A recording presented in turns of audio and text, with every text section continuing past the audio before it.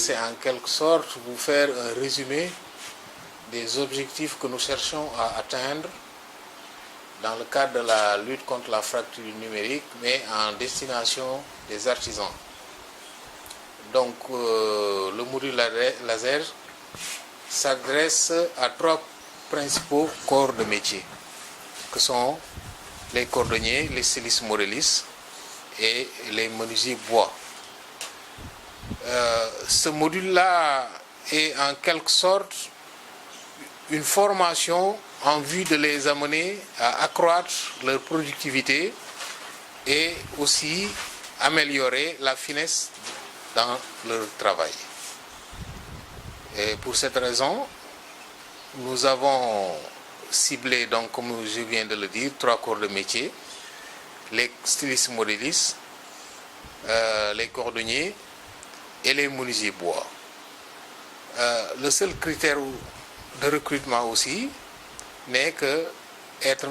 dans l'un des corps de métier qui sont susvisés. La méthode aussi, elle est très simple, elle est basée sur l'approche par compétence. L'approche par compétence que nous avons eu à expérimenter dans un autre domaine qui est l'alphabétisation fonctionnelle et qui consistait à élaborer un vocabulaire apte à amener l'apprenant à ne pas se dépayser, à ne pas se sentir hors de son champ habituel. C'est pour cette raison que nous faisons tout pour l'amener à cerner l'apport que constitue le laser dans son domaine, c'est-à-dire dans son métier. Donc, nous approchons la méthodologie par une familiarisation de l'interface, c'est-à-dire le logiciel qui sert à manipuler le laser. Donc, une fois l'interface maîtrisée, maintenant, il revient à l'artisan, par sa créativité, et vraiment d'élaborer tout dessin ou design qu'il voudra vraiment apporter comme en termes d'innovation sur son propre travail. En l'occurrence, un cordonnier, puisque j'avoue que le cuir est en nette avance par rapport aux autres corps de métier, à cause d'une consommation plus courante du cuir, mais aussi en termes de créativité. Donc, cet apprenant-là fera une démonstration partant de la préparation de son dessin, comment il s'en sert, et faire aussi une autre partie pratique, c'est-à-dire concrétiser son idée qu'il a eu à élaborer avec l'ordinateur, le réaliser sur du cuir et vous présenter un produit fini qu'il aura réalisé lui-même. Est-ce que cette formation, pour être sélectionné à cette formation, est-ce que ça nécessite que l'apprenant ait des prérequis ou bien est-ce qu'il faut uniquement qu'il soit qualifié dans son domaine? Puisque l'approche par compétence, comme je viens de le dire, je l'ai interprétée avec un seul critère, c'est-à-dire être un professionnel dans son domaine, dans l'un des trois corps de métier qui sont visés, c'est-à-dire être un artisan du cuir, du textile ou bien du bois. Donc, c'est la raison pour laquelle j'ai ciblé des artisans qui ont pignon sur rue, c'est-à-dire des gens que je retrouve dans leurs ateliers et dont la dextérité est avérée et qui viennent subir cette formation-là. Nous l'amenons à intégrer l'utilisation du numérique dans son métier. Monsieur Mbaye, dans vos propos, vous avez beaucoup plus parlé de cuivre, alors que nous avons constaté, nous avons vu de nos propres yeux ici qu'il y a des objets tels que le bois, tels que le plexi, tels que même d'autres matières qui ont été travaillées avec donc, la machine, donc le laser. Est-ce que vous pouvez nous en parler également? Bien sûr, puisque, comme je viens de le dire tout à fait au début, trois corps de métier sont ciblés. Le bois aussi, j'avoue, qu'a fait beaucoup de réalisations. Parce qu'il y a un meuble que nous avons réalisé. Vous pourrez peut-être avoir des extraits, des films sur le travail du bois et faire des prises de vue, hein, pour le meuble qui a été réalisé mais qui n'est pas actuellement dans ce bureau. Par contre, si vous voyez le petit meuble sur lequel repose cette machine-là, il a été travaillé, stylisé par les menuisiers. La section bois a peut-être beaucoup d'avenir, puisque la corporation des menuisiers est une structure assez vaste et travaille à un niveau très très organisé. D'ailleurs, ils ont même sollicité l'appui de certains de leurs partenaires qui sont prêts à les appuyer dans leur formation, ce qui nous amènera à les prendre en groupe sous forme de séminaire, au lieu de les prendre en modules séparément ou par petits groupes. Donc c'est à ce niveau-là, peut-être qu'il y a quelques lenteurs pour les menuisiers bois. Bon, pour le textile, notre pourvoyeur d'apprenants, c'est principalement l'Académie de coupe et de couture de Thiès. Là aussi, j'avoue que côté textile, il y a vraiment beaucoup de choses et beaucoup d'avenir, puisque ce qui a été réalisé et exposé un peu partout est vraiment un chef-d'œuvre. Hein, vous pourrez aussi prendre des images de ces réalisations-là. Mais l'autre aspect aussi qu'il faut souligner, c'est le travail du plexi. Parce que la menuiserie plexi aussi a son domaine et son avenir avec le laser, par la découpe, surtout la fabrication des caractères en relief, hein, l'apport que ça peut constituer aussi en termes de découpe sur le vinyle, puisque généralement, en matière d'art graphique, le vinyle aussi est un apport considérable, parce que permettant de colorer beaucoup de textes qui peuvent être réalisés avec le laser. Puisque le laser est un faisceau qui opère en 3 modes opératoires, mais ne produit pas une coloration pour les textes ou bien les produits qui sont fabriqués avec cette machine. Donc, le vinyle vient en appoint pour la coloration des textes et le travail du plexi. Donc à ce niveau-là, vraiment, nous avons fait de belles œuvres telles que la plaque inaugurale qui a été posée à Louga et d'autres objets aussi, hein, surtout en matière aussi de statues, de présentoirs, hein.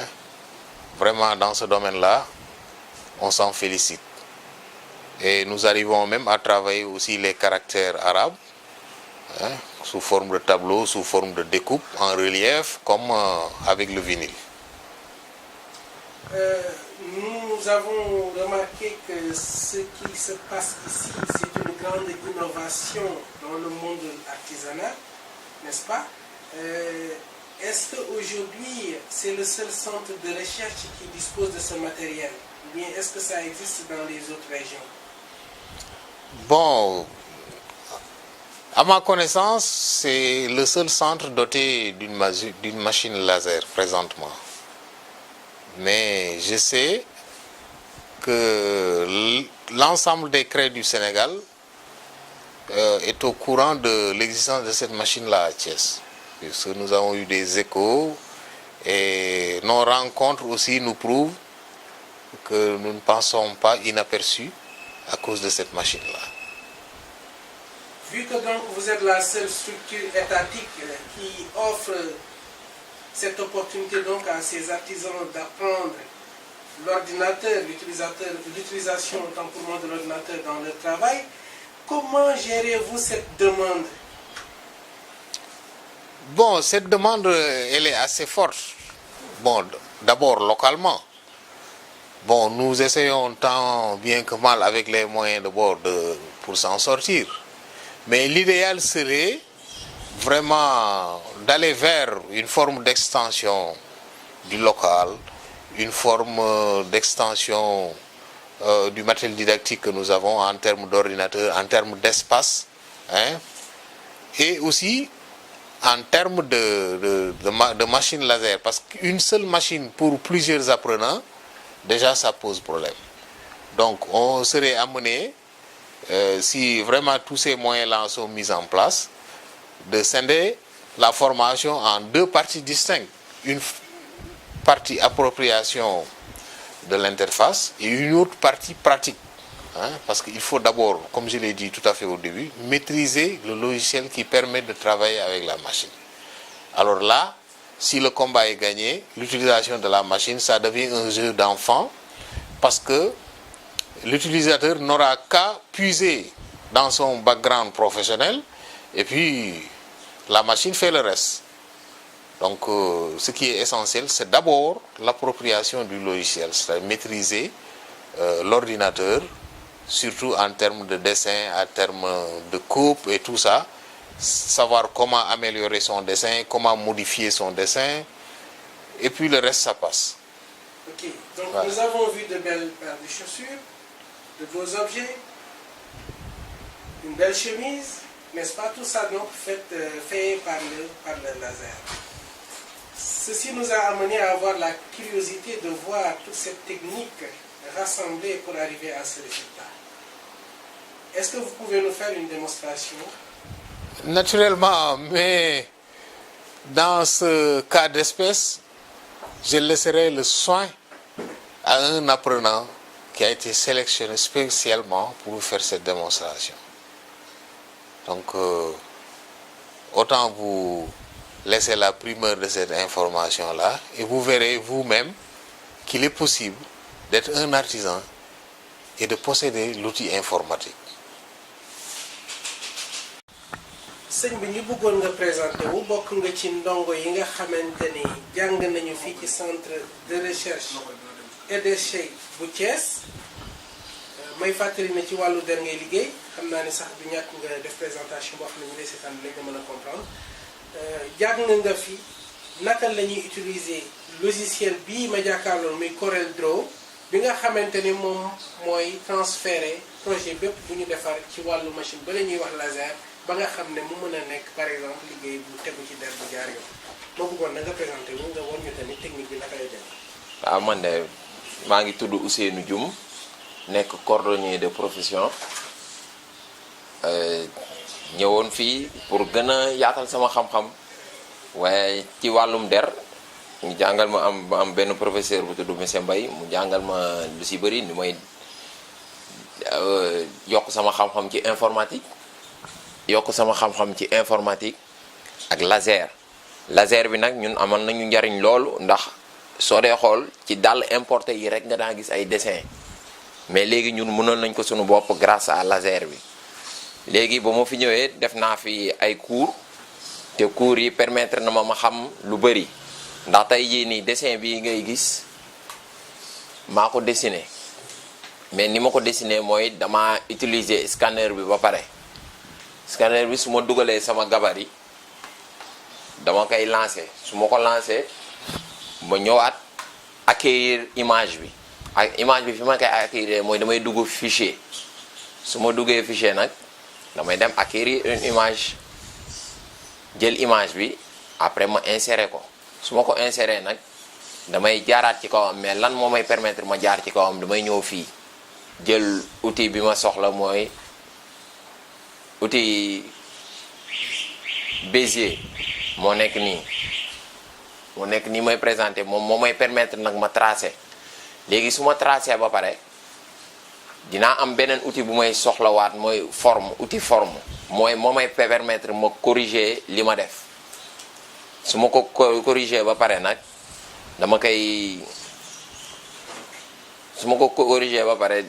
damay mën a am occasion jël beneen outil bi bu tudd sélecteur pour sélectionner sama dessin pour mun koo yóbbu ci laser bi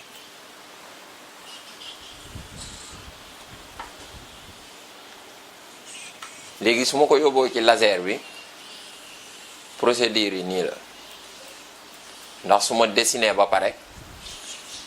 dessiner gabarit yi ba pare damay jël beneen image boo xam ne ni neex na ma insérer ko wala ma créer sama image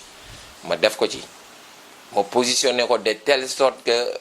maanaam du ëpp du kii ndax laser bi nekk na machine boo xam ne ni li muy dagg day précis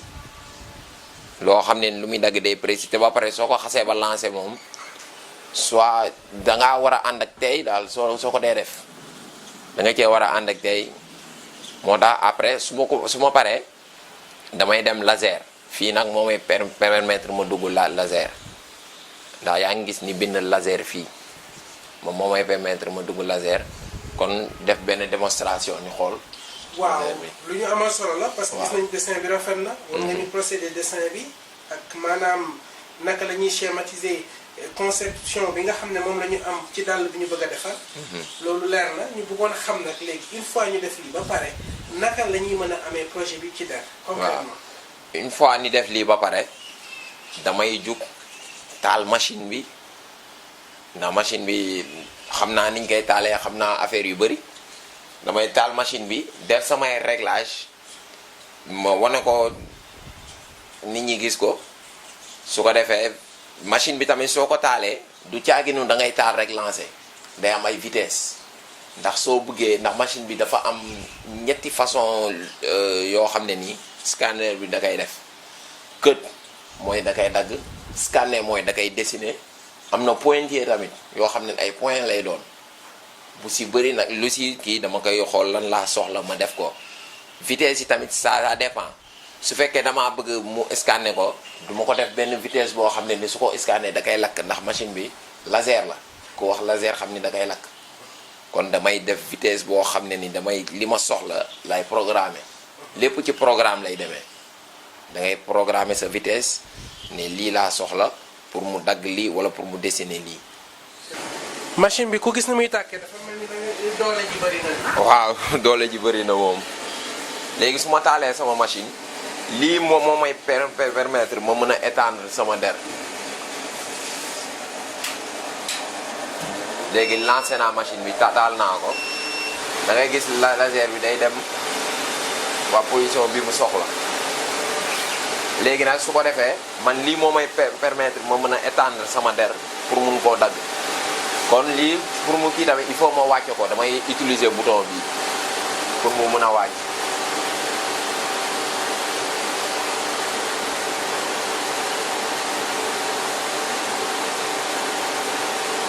léegi su wàccee ba fi ma ko soxla ma positionné sama support bi nga xam ne moo may permettre ma étendre sama der pour mun koo dagg léegi nii dina baax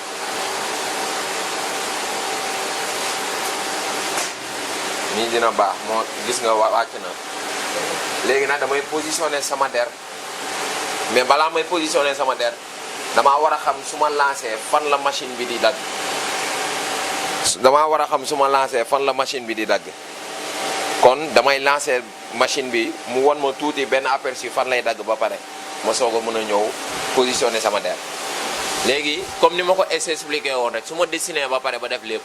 fii laay duggee laser léegi su ma duggee laser gis nga image bi day ñëw léegi bu xonk bi ngay gis mooy li ma war a dagg kon fii damay soxla kët mais à une vitesse boo xam ne pour da kay dagg léegi damay réduire vitesse yi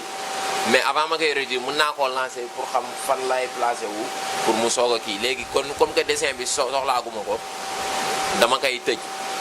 ni ma koy tëjee mooy su ma ñëwee ba fii au lieu mu doon yees dama koy def noo ba pare ba soxla ko moom ma tëj ko léegi kii nekk ci noo moom laa soxla yees laa koy yóbbu léegi moom nii dina baax léegi ma lancé fii laay lancé léegi su ma ko lancé day tax ma xam fan laa war a teg sama der gis nga mi ngi koy dessiné day tax ma xam fan laa war a teg sama der. dafa mel ni moom ab lumière lay génne. waaw lumière bi nag mooy laser bi mais mooy laser voilà voilà mooy gas mooy dagg mooy bënn mooy def lépp léegi su ko defee nag moom léegi xam naa fi ma war a positionner sama der ndax fii laa soxla ak fii kon xam naa fi ma war a positionner sama der mooy délimitation bi léegi damay jël sama der ma positionner ko pour mën a dagg léegi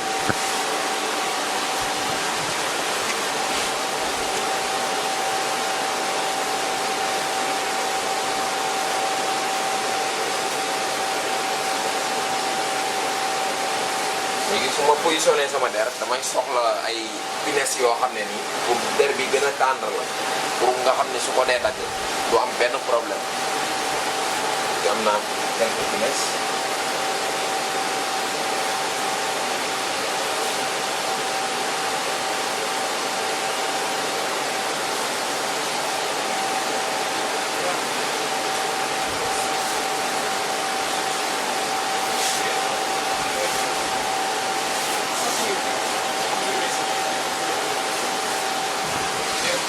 soo dee xool ci dessin bi ak positionnement couleur yi da ngay gis ni soo lancé rouge bi lay njëkk a def que bleu bi mais pour plus de précision pour su ko daggee mu bañ a lemu damay soxla man bleu bi ñëw ba pare mu dessiner ko avant mu koy dagg su ko defee loolu du am problème ndax fi mu toll nii su ma lancé woon su ko daggee pour mu dessiner ko te mu lemu te mën naa lemu te su lemoo rek day faussé moo tax léegi damay changer position yi pour rouge bi ñëw pour bleu bi ñëw avant rouge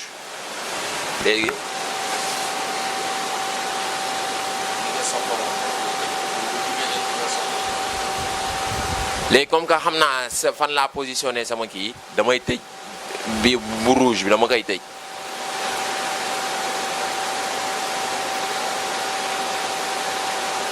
léegi bu rouge bi nag moom bu bleu bi moom laay ubbi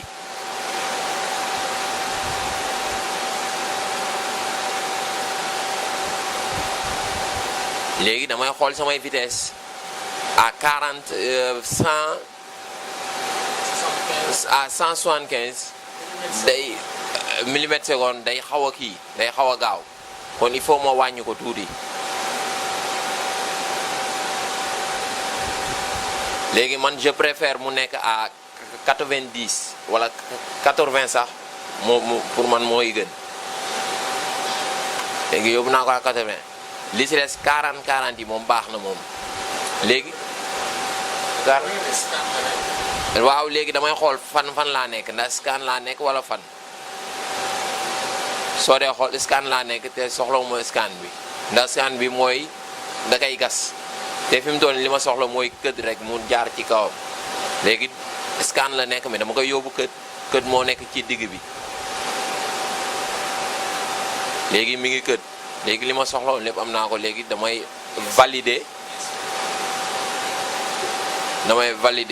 avant may valider dama koy yóbbu yes ba pare ma valider. dafa mel ni kon jàng bi yëpp fii la aju. waaw jàng bi yëpp moom fii la aju ndax fële moom da ngay lancer rek. dem xool ni muy daggee wala kii ndax convaincre na léegi ma lancé nag léegi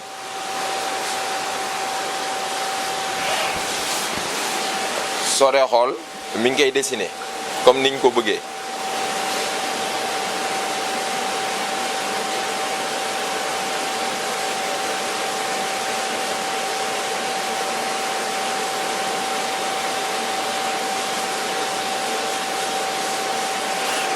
soo dee xool temps bi mi ngi ko dessiné mun nga koo xam mi ngi ko dessiné à 21 secondes. wane na ko waaw dafa am écran bu lay renseigner. fii mooy panneau de commande bi. panneau de commande bi day lay won ñaata seconde la ko def ak nii vitesse yi nga dugal lépp a ngi ci tamit léegi su ko defee après damay lancé waat beneen bi pour mu dagg ko léegi pour mu dagg ko laa soxla kon bi ma jot a lancé dama koy tëjaat.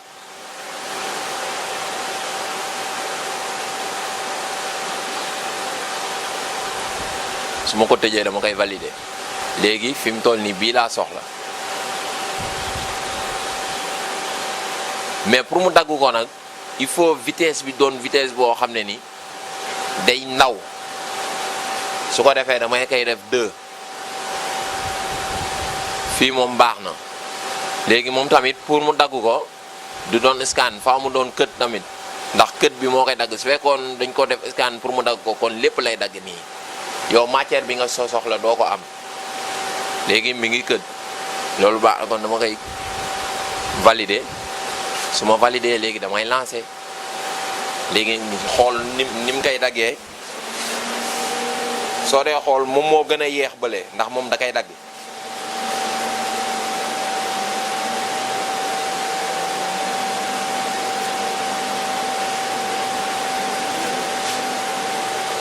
dafa mel ni daal bu ma comprendre ni imprimante bi liggéeyee ci këyit. machine bi moom ci ay objet lay liggéey. waaw ci ay objet lay liggéey moom mais ni mu koy daggee. te daanaka boo xoolee corps de métier yu bëri mën nañ ci liggéey. waaw corps de métier yu bëri mën nañ ko ñi liggéey ci tissu ñi liggéey ci dénk. waaw ñi liggéey ci ay yenn xeetu plastique yi. ñoom ñëpp kay mën nañ cee kii ndax plastique yeeg lépp kay. mais li innovation la li mel na ni dafay yombal liggéeyu métier léegi. waaw waxuma la yombal liggéey bi rek waaye dafa am marque boo xam ne dañu koy defal ndax ñun dañuy soxla suñuy marque bopp dañuy soxla suñuy signature bopp ndax ni mën a xam ni waaw lii kii moo ko liggéey kon da ngay mën a def sa signature ndax tey jii nii su ma neexoon su ma liggéey ba pare bind fi benn jum création ni xam ne man jum man maa ko créé te bay day noonu loo xam ne dootul deñ soo xasee ba ne bind bu original boo xam ne dootul deñ machine na ko def. très bien ah lii de lu am solo.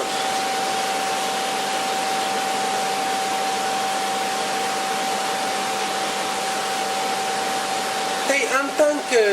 professionnel du cuir nga liggéey nga ñëw fii ci centre bi jàng fi métier mu mel nii ba tey nga mën a liggéey ci der ci beneeni façon beneen anam di ko mën a fësal nit ñi di ko gis ban discours nga am booy lancé. waa discours bi may lancé mooy na nit ñi ñëw di moom ndax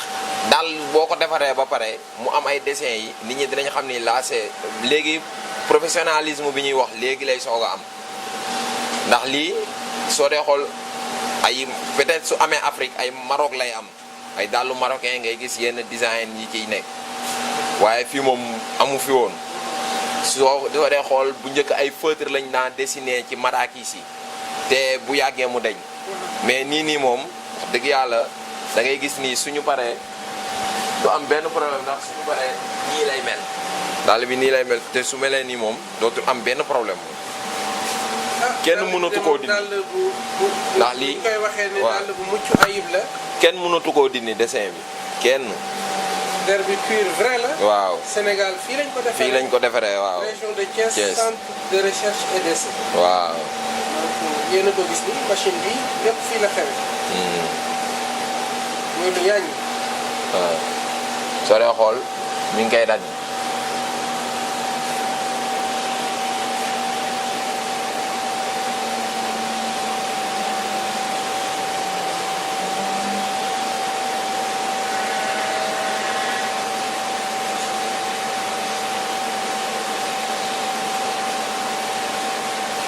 ndax selon position yi mu nekk nag la lay njëkk a daggal soo dee xool arrière bi la njëkk a dagg ndax arrière bi moom positionné wu ci image bi.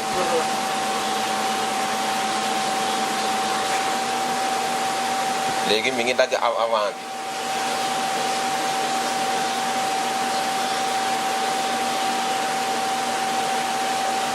lii moom wax dëgg yàlla lu yéeme la. waaw yéeme na lool te xam naa ni gars yi xamaguñ ko moom wax dëgg yàlla.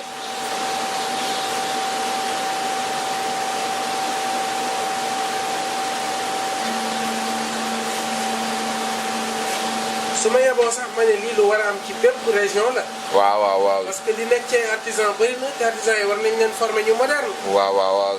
surtout que dañoo nekk ci dëkk boo xam ne nii artisan yi bëri nañ mais tamit ñëpp mënuñoo réussir ci école ba kon soo amee lu mel nii am ay marque déposé kon di nga mën a di nga ci mën a génn. kon ragal naa ni secteur informel bi gars yi dinañ ci mën a jàpp bu baax te dinañ mën a lii ku ko liggéey yóbbu ko Europe dina dox il faut ni kii suñu jàppalee rek dina dem ndax bëgg nañ mu am ay yeneen ay machines yu bëri yoo xam ne da ngay ñëw liggéey def sa marque mën a importer ay dàll ndax il est temps tamit ñun sénégalais ni commencé di importer ay dàll di exporter ay dàll.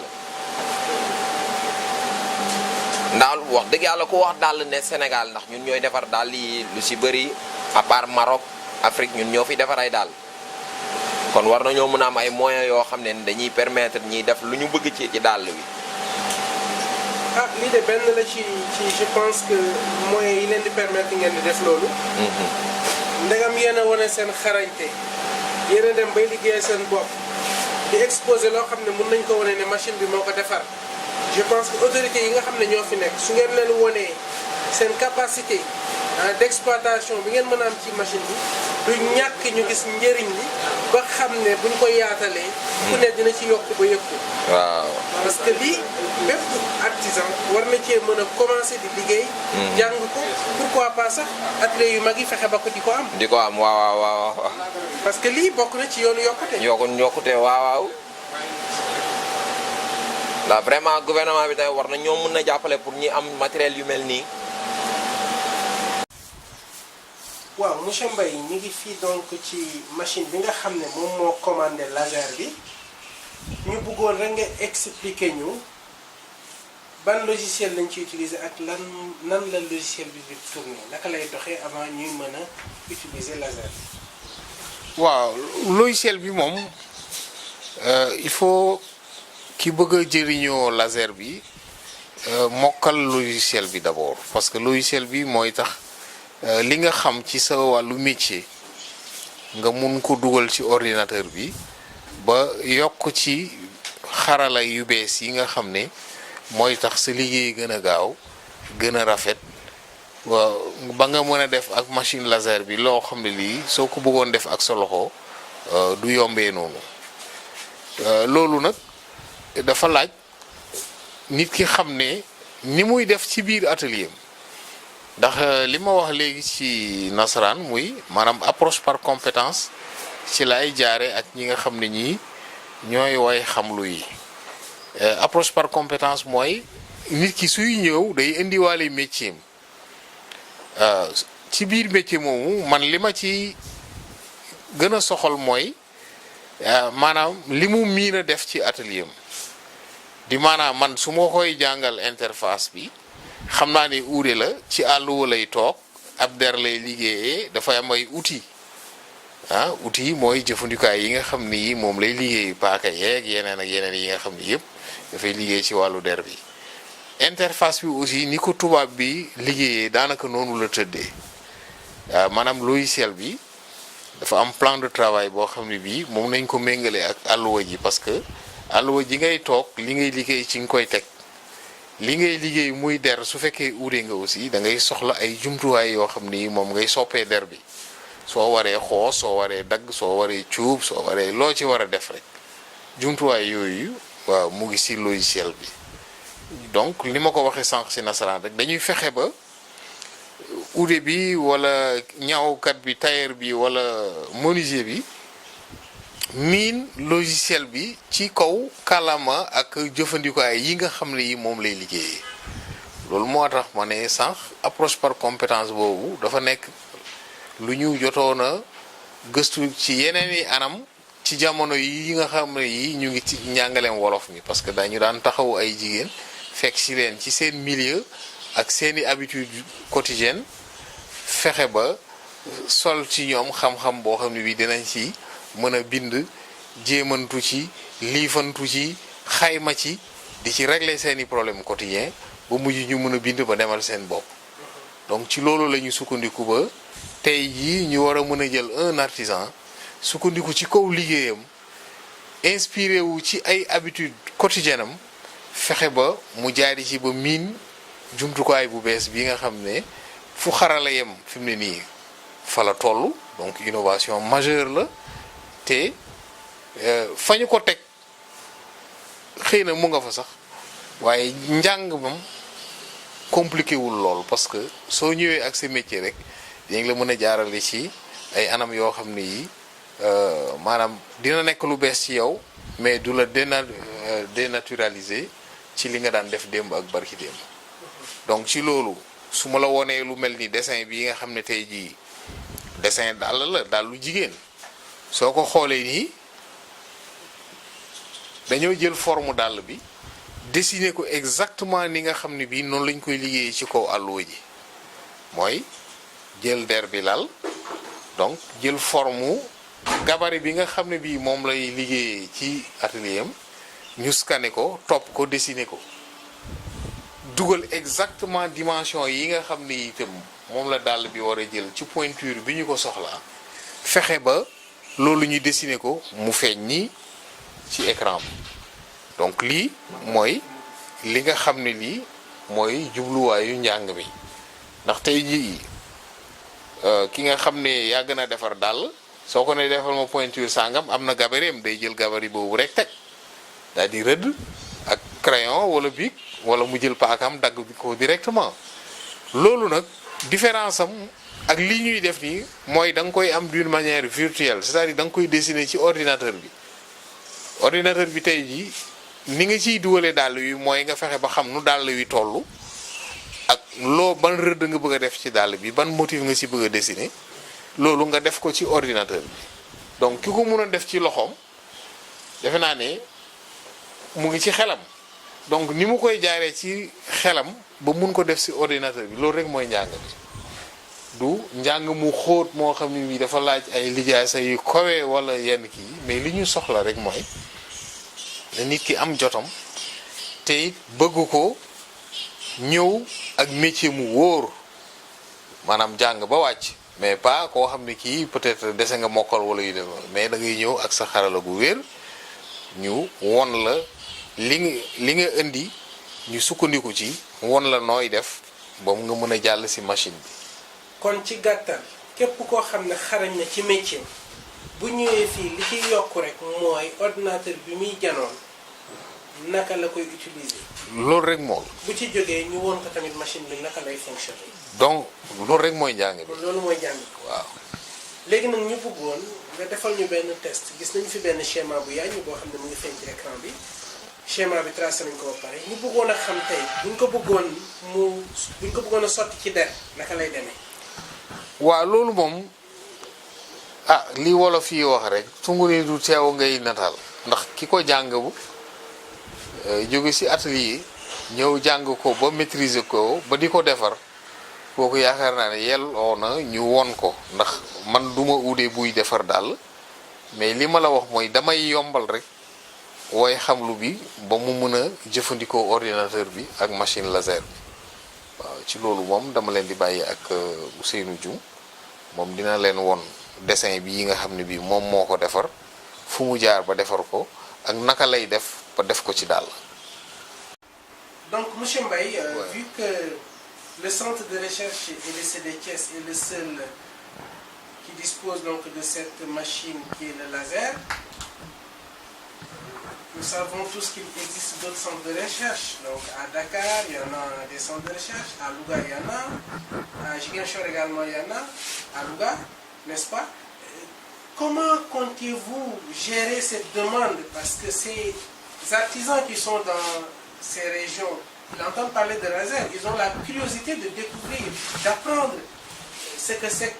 le laser et comment même utiliser le laser. Est-ce qu'il vous arrive d'organiser des séminaires ou bien même de faire demande à ces centres de recherche pour pouvoir former, pour ne serait-ce que 10 personnes dans chaque région pour essayer un peu de détendre?